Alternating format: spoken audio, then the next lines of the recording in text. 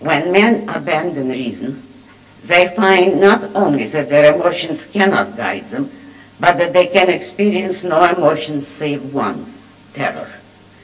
The spread of drug addiction among young people brought up in today's intellectual fashion demonstrates the unbearable inner state of men who are deprived of their means of cognition and who seek escape from reality, from the terror of their impotence to deal with existence.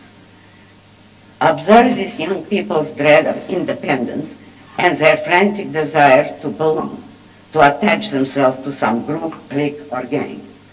Most of them have never heard of philosophy, but they sense that they need some fundamental answers to questions they dare not ask, and they hope that the tribe will tell them how to live. They are ready to be taken over by any witch doctor, guru, or dictator. One of the most dangerous things a man can do is to surrender his moral autonomy to others. Like the astronaut in my story, he does not know whether they are human, even though they walk on 2 feet. Now you may ask, if philosophy can be that evil, why should one study it? Particularly, why should one study the philosophical theories which are blatantly false, make no sense, and bear no relation to real life? My answer is in self-protection and in defense of truth, justice, freedom, and any value you ever held or may ever hold. Not all philosophies are evil, though too many of them are, particularly in modern history. On the other hand, at the root of every civilized achievement, such as science, technology, progress, freedom, at the root of every value we enjoy today, including the birth of this country, you will find the achievement of one man who lived over 2,000 years ago, Aristotle. If you feel nothing but boredom when reading the virtually unintelligible theories of some philosophers, you have my deepest sympathy. But if you brush them aside, saying, why should I study that stuff when I know it's nonsense, you are mistaken. It is nonsense, but you don't know it.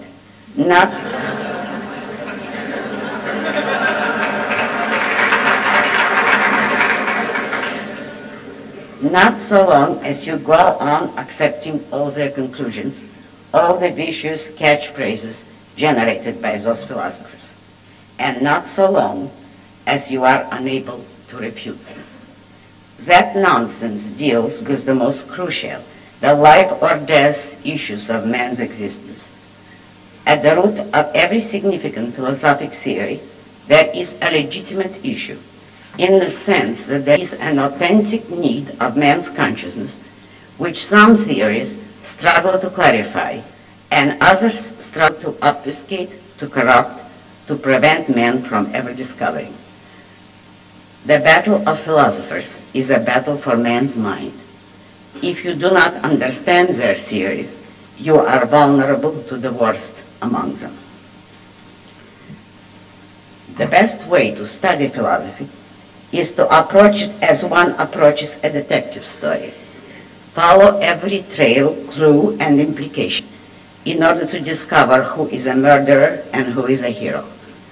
The criterion of detection is 2 questions: why and how. If a given tenet seems to be true, why? If another tenet seems to be false, why? And how is it being put over? You may not find all the answers immediately, but you will acquire an invaluable characteristic, the ability to think in terms of essentials. Nothing is given to man automatically, neither knowledge nor self-confidence, nor inner serenity, nor the right way to use his mind. Every value he needs or wants has to be discovered, learned, and acquired, even the proper posture of his body. In this context, I want to say that I have always admired the posture of West Point graduates. I mean it. a posture that projects man in proud, disciplined control of his body. Well, philosophical training gives man the proper intellectual posture, a proud, disciplined control of his mind. In your own profession, in military science, you know the importance of keeping track of the enemy's weapons, strategy, and tactics, and of being prepared to counter them. The same is true in philosophy. You have to understand the enemy's ideas and be prepared to refute them. You have to know his basic arguments and be able to blast them. In physical warfare, you would not send your men into a booby trap.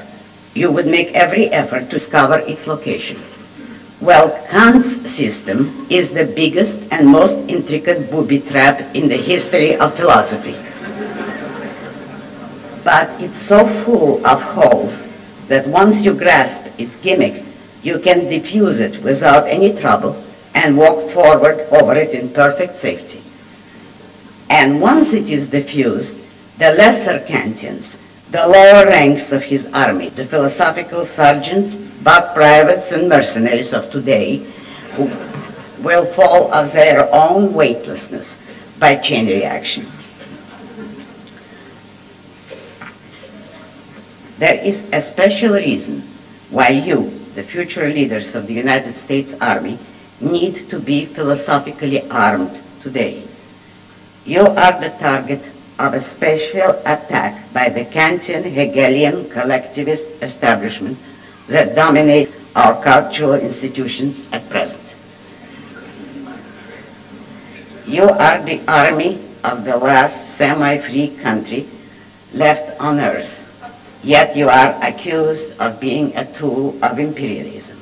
And imperialism is the name given to the foreign policy of this country, which has never engaged in military conquest and has never profited from the 2 world wars, which it did not initiate but entered and won.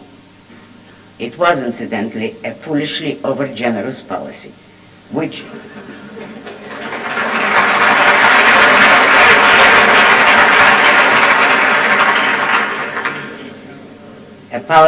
made this country waste her wealth on helping both her allies and her former enemies. Something called the military-industrial complex, which is a myth or worse, is being blamed for all of this country's troubles. Bloody college hoodlums scream demands that ROTC units be banned from college campuses. Our defense budget is being attacked, denounced, and undercut by people who claim that financial priority should be given to ecological rose gardens and to classes in aesthetic self-expression for the residents of the slums.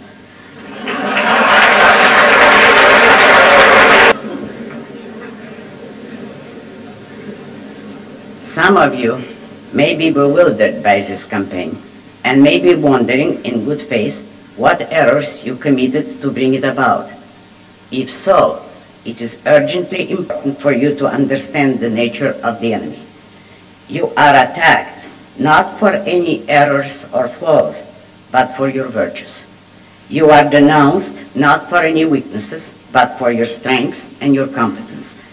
You are penalized for being the protectors of the United States. On a lower level of the same issue, a similar kind of campaign is conducted against the police force. Those who seek to destroy this country seek to disarm it, intellectually and physically. But it is not a mere political issue. Politics is not the cause, but the last consequence of philosophical ideas.